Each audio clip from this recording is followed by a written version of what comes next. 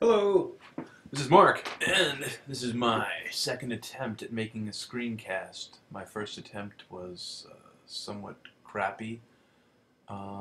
This one is on a different website, Screencast-O-Matic, and I've made one before with this site, so I liked it, so I'll try this again.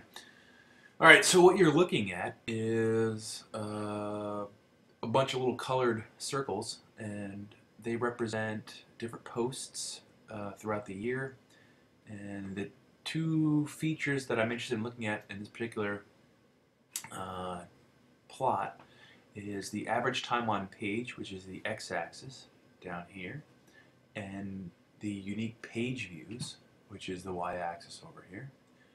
And what you're going to see is I've highlighted a few posts or pages just by clicking on the dots.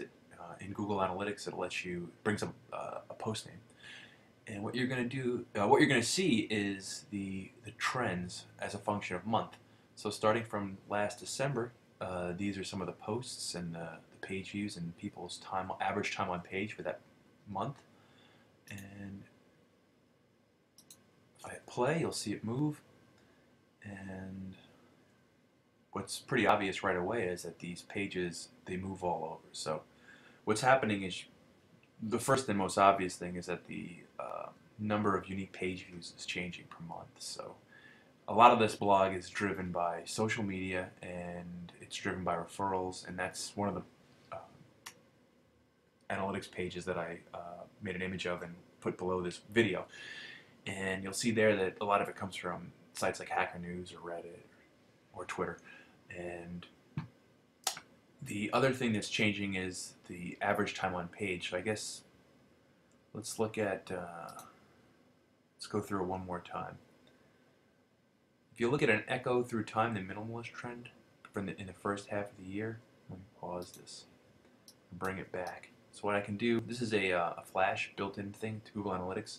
I don't know how to, I'm not really 100% sure how to embed this in my blog post. I don't think I can export this as a SWF file. If I could, I know how to embed it, but I'll take a look at that after I make the video.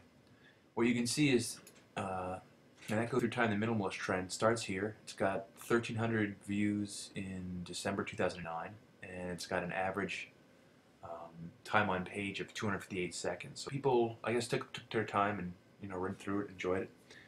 And as we go through, let's see, to January 2010, it's shifted down now, and it's only got 60 views. So you can see right there, it's just a drastic drop in the page views in 1 month.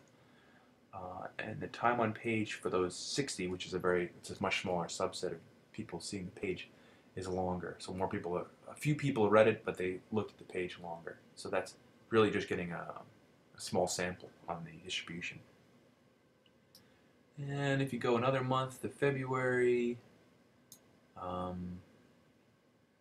now it's very few. Only 14 people saw it, and those 14 people took a lot of time on the page. So you're getting a different sampling, a different view of it. You'll notice that the About page is about constant. Let's see. A lot of posts kind of jump around that low level in the 10 to 50 page views, and they move around in there because you're really just getting different sampling on who's looking at the page and how long they're looking at it. One of the posts I highlighted I thought was interesting, which is it wasn't a post, it was just a video that I embedded, and it was the making of Smack My Bitch Up, where Jim Pavlov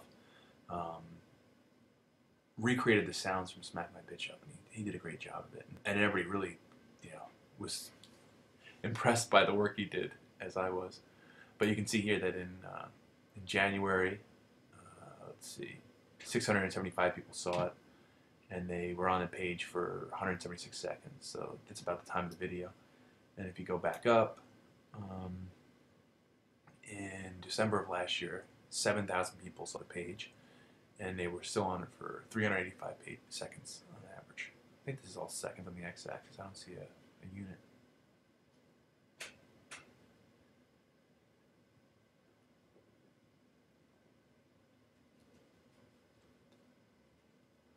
What's interesting to me about this video is the About page. It's sort of stays in this region. So a number of people see it and they're on it for a few seconds, 30 seconds. So I guess that's about how much time it takes to read the background or read that page. And depending on the number of posts that month, you'll see it move. See how 67, 68, 70. Time on page is pretty much constant. And then here it jumps up where less people saw it, but they were on the page longer. I don't know if that was what's driving those analytics. It could just be a few people checking out the site. This JavaScript Twitter real-time search widget page. That's a neat one. It's only 60 people are seeing it in August, and you go to September, it's gone.